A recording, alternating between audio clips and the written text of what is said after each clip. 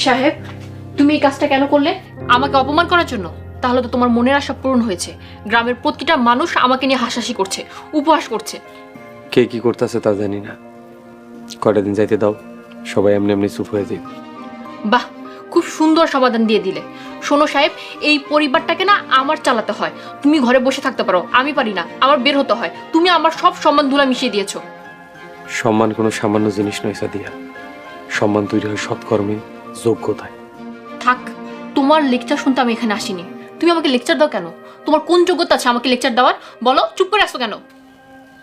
আমার কোনো যোগ্যতা নাই, আমি আল্লাহর একজন অতি সামান্য বান্দা। তোমার যোগ্যতা কি জানো? তোমার যোগ্যতা হচ্ছে তুমি এই সাদিয়া চেয়ারম্যানের স্বামী, আর সেই যোগ্যতাও আমার দেওয়া। তোমার ভান্ডার তো শূন্য, না হলে গোলাম ছিলে, গোলামি থেকে যেতে।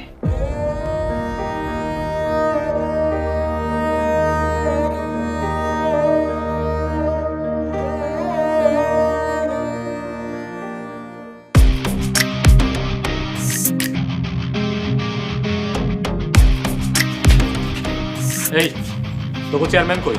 যা টাকা নিয়ে আয়, যা এক করে যা। বিচার চাই, বিচার চাই, বিচার চাই, বিচার চাই, বিচার চাই, বিচার চাই। বিচার চাই, বিচার চাই। কি ব্যাপার? কি হয়েছে? আপনার বাড়ির চাকর লোকমানের বিচার চাই। লোকমান কি করছে? লোকমান এই ইউনিয়নের একজন সম্মানী ব্যক্তির গায়ে হাত তুলছে, তারে একা পায়া গরুর মতো মারছে।